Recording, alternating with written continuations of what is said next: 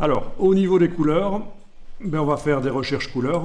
Alors, supposons voilà, que chez moi, c'est cette version-là qui me plaît le mieux. Je vais donc la sélectionner. Et je vais peut-être même la... Ah non, je ne vais pas la transférer vers un autre document parce qu'il faudrait que je refasse un fond, etc. Non, on va continuer sur ce document-là. Voilà. Je vais la dupliquer alors. Hein. Voilà, encore. Hein. Donc, je duplique le calque. Je verrouille le précédent.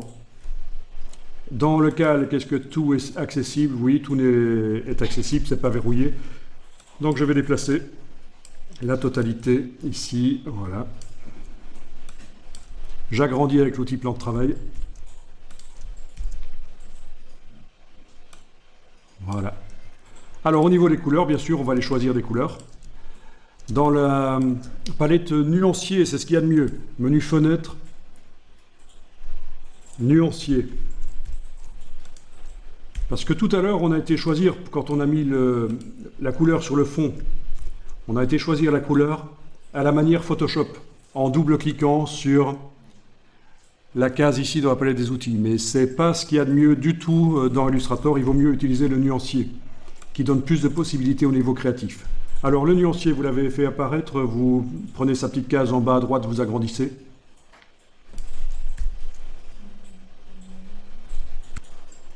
On va agrandir la taille des échantillons ici. Donc menu de la palette nuancier. Affichage par grande vignette. Voilà.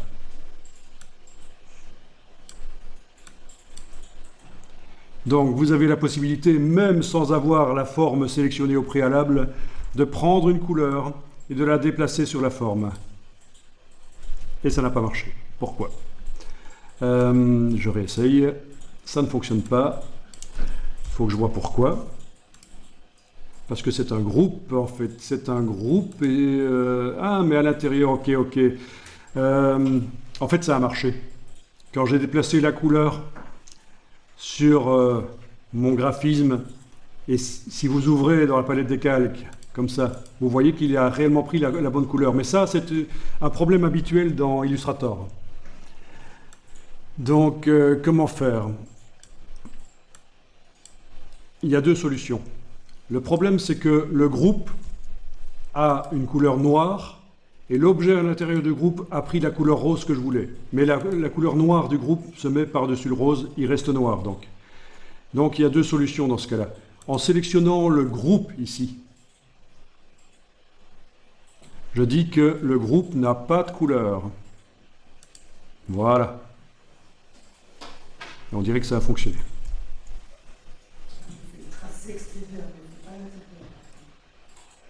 Ah, si on déplace sur le bord blanc, ça va mettre une couleur sur le bord blanc. Par exemple, si je prends le jaune ici, que je le déplace sur le bord blanc, ah, là, ça n'a pas fait ici, mais c'est peut-être ça qui a posé problème chez vous. Et vous savez quoi, le plus simple, ce sera de supprimer toute notion de groupe. On ne va pas garder la notion de groupe ici. En sélectionnant le groupe comme ça, vous allez demander objet dissocié. Objet dissocié. Du coup, il n'y a plus de notion de groupe, c'est un tracé, vous voyez. Ça va vous simplifier la vie, faites comme ça. Plutôt que d'essayer d'enlever la couleur sur le groupe, parce que le groupe, il avait une couleur de fond, une couleur de contour, donc tout ça est bien compliqué. Donc, faites comme ça. Vous sélectionnez le groupe. Je vais aller en arrière, la commande Z pour vous montrer. On sélectionne le groupe comme ça, dans la palette des calques, on sélectionne le groupe et on fait objet dissocié. Et vous vous retrouvez avec un tracé. Vous vous souvenez qu'on avait un style graphique? On va pouvoir le mettre. Menu fenêtre, style graphique. Voilà, comme ça vous avez récupéré votre contour blanc autour du cheval, enfin autour de votre objet. Voilà. Sur le tracé, on a le bon contour blanc. Ok, et là je peux y aller. Donc je disais, même en n'ayant pas l'objet sélectionné, donc avec la flèche noire, si on clique à côté, il n'est pas sélectionné, on devrait pouvoir prendre une couleur et l'amener dessus. Et ça marche, voilà, vous testez comme ça. Ok, sur le caractère ici, ça ne marche pas parce que... Ok, les caractères, ça va être différent. il va falloir le faire par la palette aspect. Évidemment. Voilà, oui, en effet. C'est ça le problème, c'est que la case de contour était à l'avant-plan chez toi. Et donc, quand tu déplaçais la couleur, ça se mettait sur le contour. Ce qui ne nous intéresse pas du tout, en fait, que ça fasse ça. J'annule, commande Z. Oui, donc, il faut avoir la case de fond à l'avant-plan, parce qu'on modifie la couleur de fond quand vous déplacez les couleurs comme ça. Voilà. Bon, pour les caractères, ça devrait fonctionner d'aller mettre une couleur comme ça sur celle-là, mais ça ne fonctionne pas parce qu'on a géré les couleurs par la palette aspect, c'est sans doute pour ça. Donc on va utiliser la palette aspect, menu fenêtre aspect. Voilà, vous sélectionnez une des lettres ou l'autre. Par la palette aspect, vous allez choisir la couleur comme ça.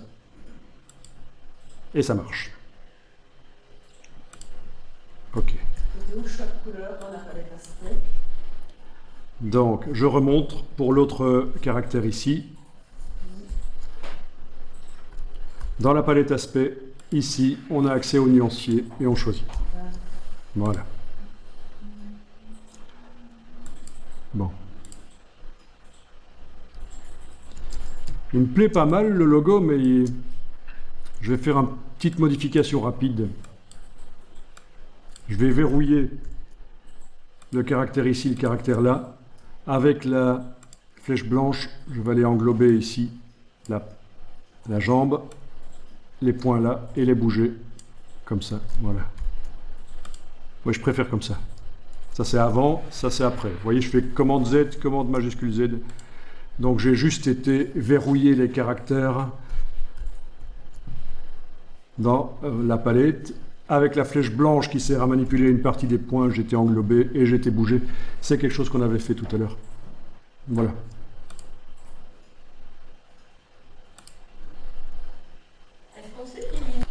Oui, bien sûr, il est possible de diminuer les opacités. Mais à ce moment-là, ça commence à devenir un peu plus comme une illustration. Mais c'est techniquement possible. Donc, par exemple, le T ici qui est devant le cheval.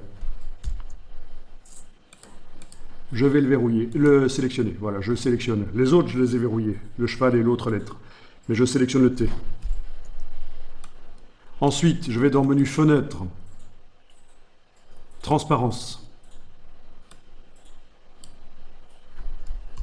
Ceci dit, on l'a aussi par la palette aspect. Et ça donne encore plus de possibilités. Je ne comptais pas vous en parler, mais on n'a pas parlé de la transparence l'autre jour? Non? Alors, palette aspect. Vous avez ici 3 transparences modifiables. La transparence générale de l'objet, la transparence du contour, la transparence du fond. Donc je vais prendre la transparence générale de l'objet, je clique sur opacité. Dans la palette qui s'ouvre, qui est en fait la palette transparence, je peux modifier la transparence ici. Et voilà, ça gère la transparence.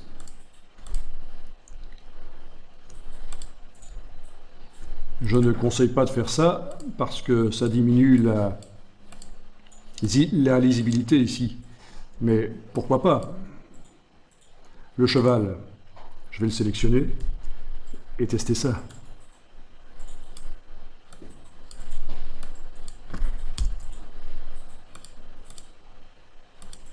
Il est sélectionné. Voilà. Par la palette aspect, l'opacité générale. Voilà, voilà. Et voilà. Mais c'est pas exactement ce qu'on recherchait là maintenant. Les effets de transparence comme ça. Mais enfin, vous voyez que c'est possible de le faire. Mais ça casse un peu la logique de ce que j'expliquais, parce qu'il y a une suite encore à ce que j'expliquais. Donc, vous allez voir ça. Vous pouvez enregistrer sous un nouveau nom.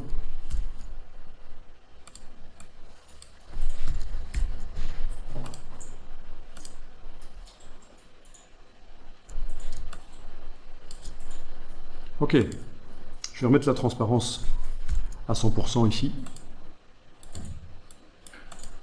Voilà. Donc, vous avez vu que lorsque vous modifiez une couleur d'un objet, ben, c'est tout l'objet qui se modifie. Logique.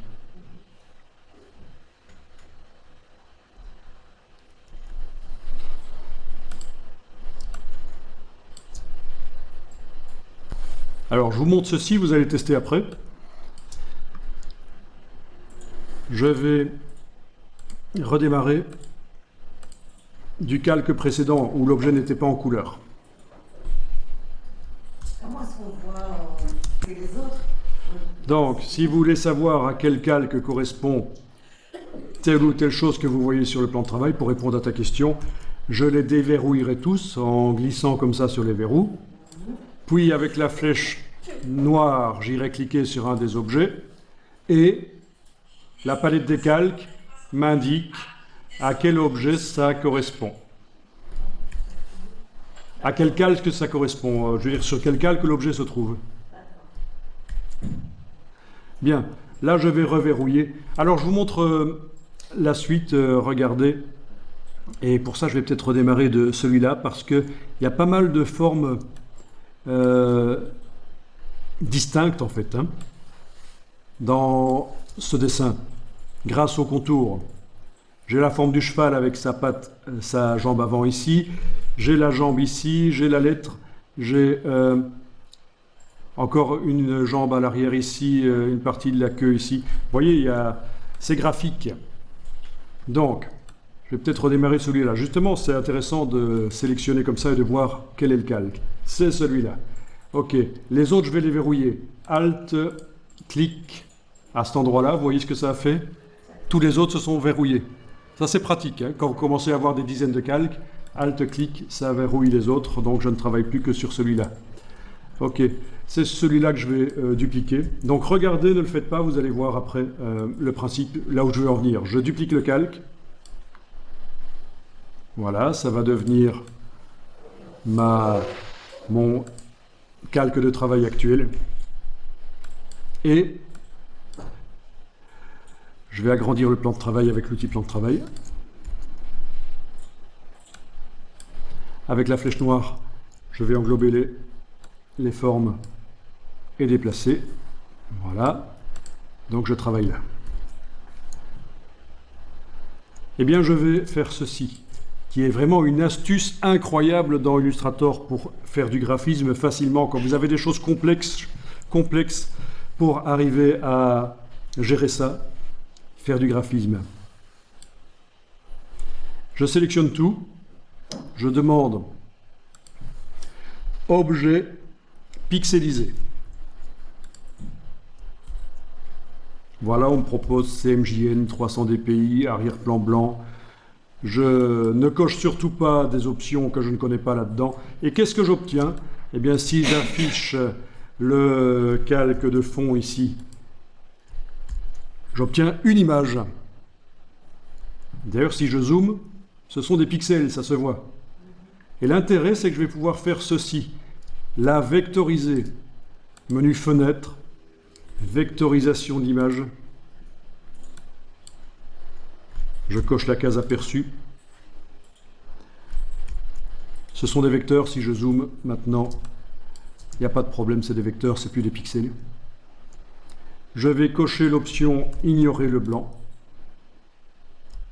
Voilà. Et voilà ce que j'obtiens. Je décompose la vectorisation. Objet, vectorisation décomposée. Et j'obtiens des formes indépendantes. C'est ça qui est intéressant par rapport à ce qu'on avait avant, c'est que maintenant, avec le nuancier, je vais pouvoir déplacer des couleurs sur les différents éléments et mettre même des couleurs différentes. Voilà. Vous vous souvenez, tout à l'heure, le cheval, je pouvais mettre qu'une couleur dessus, mais là, je peux en mettre plusieurs. Ah oui, hein, ça c'est différent de tout à l'heure. Donc, pour que ce soit encore plus clair, je vais mettre des couleurs bien différentes. Comme ça, vous allez voir l'intérêt de cette technique, vectoriser l'image, puis la vectoriser. Donc, pixeliser l'image. Pixeliser l'image, puis la vectoriser. Voilà. Et c'est ce genre de choses que ça vous permet, en fait. Voilà. Au niveau des couleurs, vous êtes beaucoup plus libre. Bien sûr, vous pouvez gérer pour que les couleurs ne soient pas trop... hein. C'est vous qui voyez. C'est vous qui voyez. Vous allez pouvoir mettre plusieurs nuances de gris, éventuellement. Gérer vraiment ça, ça peut être intéressant.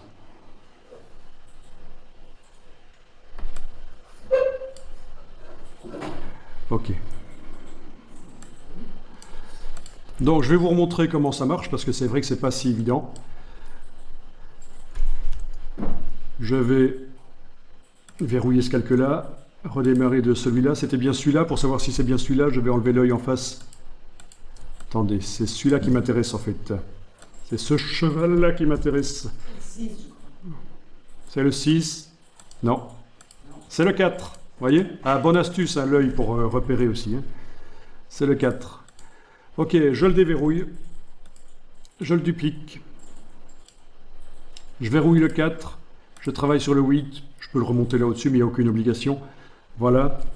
Je vais déplacer, englober avec la flèche noire les pixels, déplacer là. Voilà. Et donc, la technique, c'est de faire objet pixelisé. Ok. Surtout, n'allez pas cocher créer un masque d'écrêtage. Je le dis parce qu'il y en a certains qui cochent et se disent plus on coche, mieux c'est. Eh ben non. Voilà, ça transforme en pixels. Puis, par vectorisation de l'image, j'enclenche la case aperçu.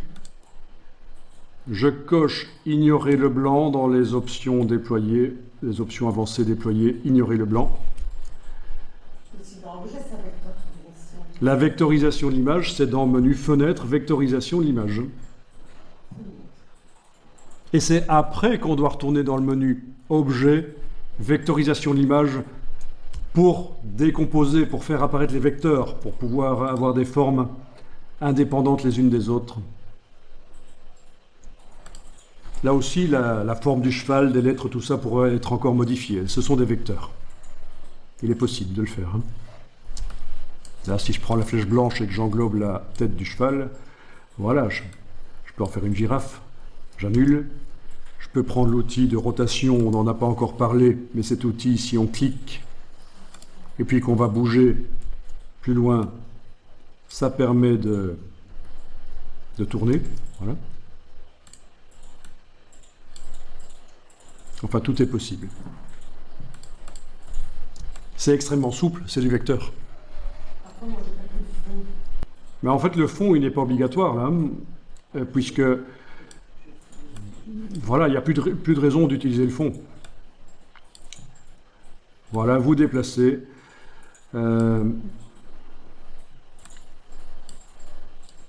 Ok. Alors, logiquement, un bon logo, 2 couleurs maximales, en fait. 2 couleurs maximum. Après, mais il n'y a pas de règle, en fait. Vraiment, si vous voyez les logos, il n'y a pas vraiment de règle. On peut faire, bien sûr, ses propres couleurs par le menu de la palette nuancier, nouvelle nuance. Vous pouvez aller créer vos propres couleurs.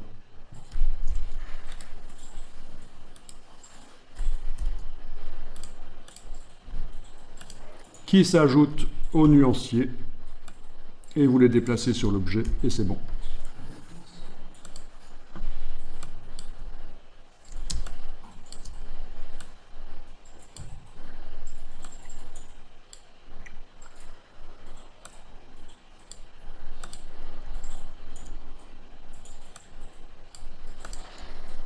Voilà. Évidemment, ici, c'est une explication avec quelque chose d'improvisé, mais si vous faites quelque chose de sérieux par vous-même, ça va être plus facile. Moi, je mettrais plutôt en monochrome cette chose-là. Hein. Malgré tout, on peut voir comment utiliser le générateur d'harmonie de Illustrator.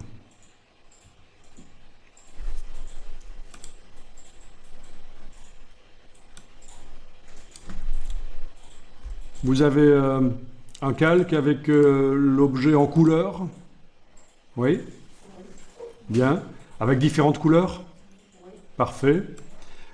Vous allez dupliquer ce calque-là et on va démarrer sur ce calque-là. Donc je le duplique, je verrouille l'original.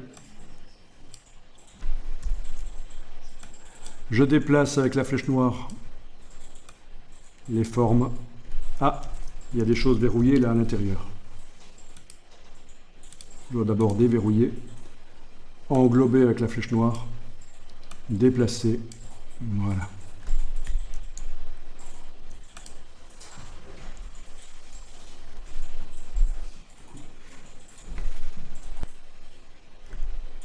On y est, vous avez un calque avec différentes couleurs. Vous allez pouvoir sélectionner toutes les formes qui composent ce travail et aller dans le menu Édition, modifier les couleurs. Redéfinir les couleurs de l'illustration. Voilà. Donc vous devriez arriver dans cette boîte, redéfinir les couleurs de l'illustration. Oui, je vois que certains parmi vous sont arrivés à cet endroit-là, donc vous allez passer à la partie attribuer.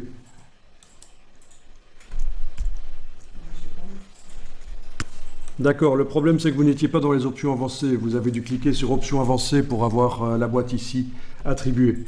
Alors à quoi ça sert? Ben, ça sert à ceci notamment. Vous allez pouvoir, grâce à cette icône ici, inverser... non, pardon, pas cette icône-là. Oui, c'est ça, c'est bien cette icône-là, je dis bien. Inverser de manière aléatoire les couleurs entre les formes. Vous voyez? Vous cliquez et ça inverse les couleurs entre les formes. Mais parfois c'est la couleur du contour qui bouge. Donc ça c'est déjà une recherche en soi. Vous avez mis des couleurs sur l'illustration, mais qu'est-ce que ça donne si on inverse?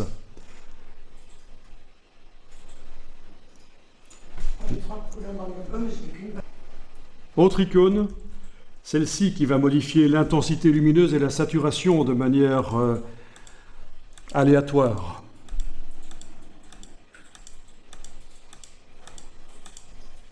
Bon, ça c'est pas mal. Quand vous avez quelque chose qui est bon, vous pouvez cliquer sur OK. Ceci dit, il y a aussi d'autres possibilités ici. Regardez.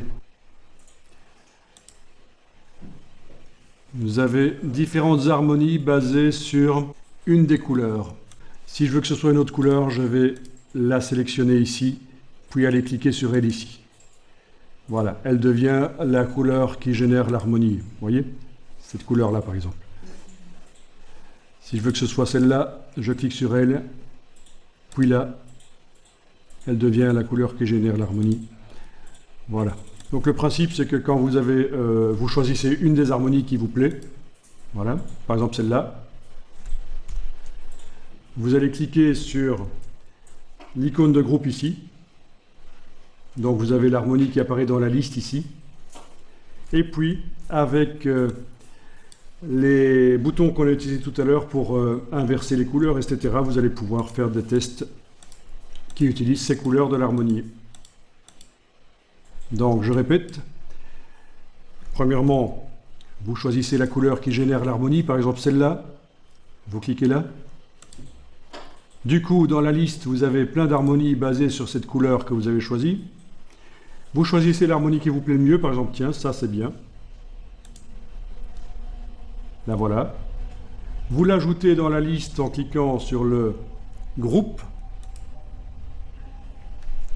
Et avec l'échangeur de couleurs, ces couleurs-là sont utilisées. Voilà. Pour choisir les couleurs, pour faire des tests, c'est génial. Il faut juste savoir que quand vous avez obtenu un résultat, il faut absolument ne plus cliquer. Il faut faire OK. Voilà. Vous répondez oui. Puis, pour continuer vos recherches, vous allez devoir dupliquer le dessin. C'est ça la logique. Je prends tout ça avec la touche Alt. Je vais le faire à l'intérieur du même calque ici. Avec la touche Alt, je duplique tout ça. Voilà. Je retourne dans Édition, modifier les couleurs, redéfinir les couleurs de l'illustration. Je choisis quel est le groupe d'harmonie que je vais utiliser. Celui-là par exemple. J'enfonce la touche pour l'échange des couleurs. Dès que j'ai un truc qui me plaît, surtout il ne faut plus cliquer parce qu'il y a tellement de variantes possibles. On clique sur OK, on répond oui. Voilà.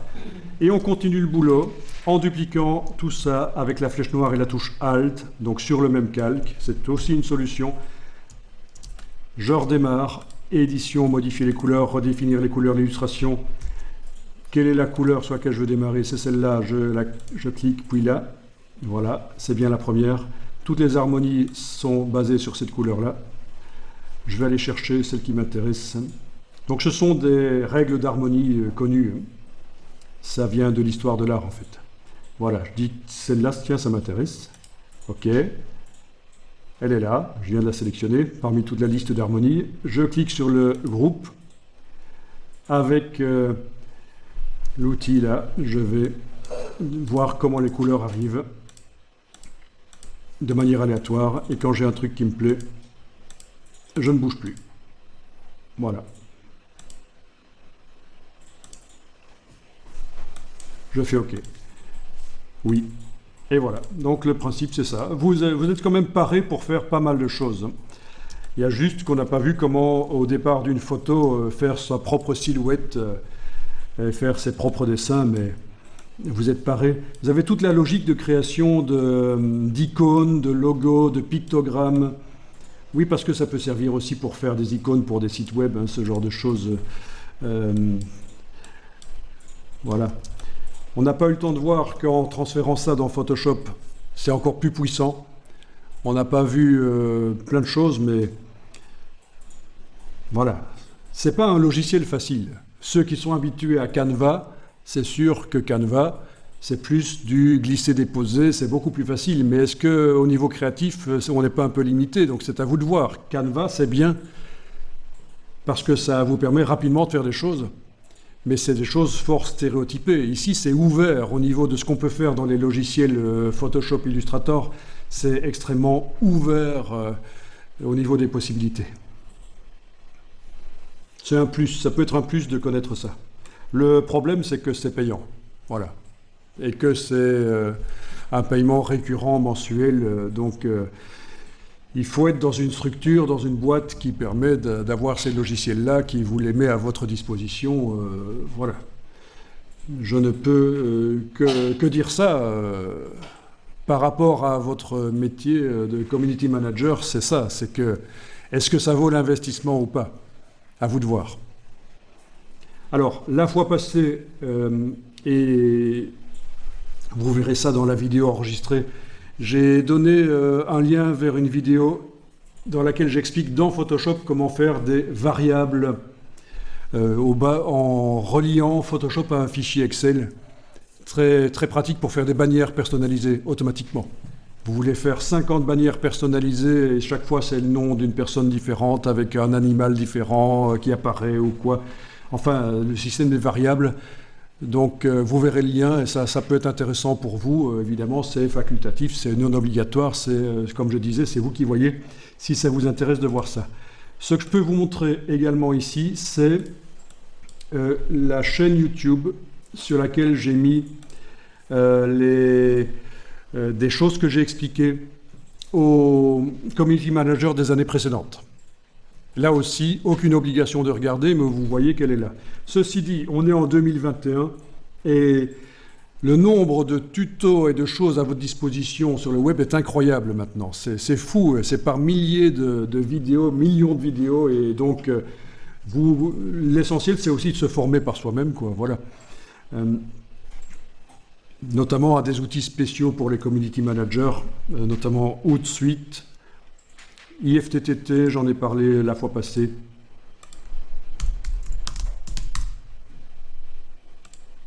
Vous connaissez?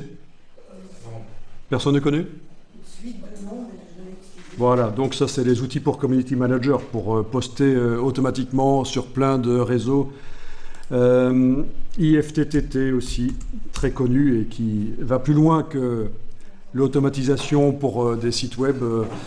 Là, il y a une version gratuite, IFTTT. Le site avant, c'était quoi? Voilà, si vous tapez sur YouTube mon nom, il est probable que vous allez tomber sur la chaîne ici.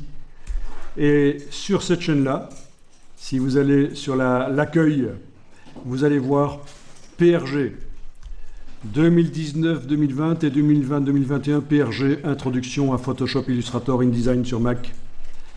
Voilà. Donc si je clique là-dessus, je tombe sur différentes playlists avec des compléments d'information facultatifs. Donc vous voyez qu'au niveau du timing, il y a 1h29, 1h39, 1h54, 2h54. C'est Open Infographie en fait. Non, c'est la chaîne Thierry Dambermont. Voilà, il suffit de taper. Alors, voyons un peu. Oui, c'est ça. Voilà ce qu'il faut taper exactement dans YouTube pour y arriver. Je vous montre ça ici. C'est ça en fait.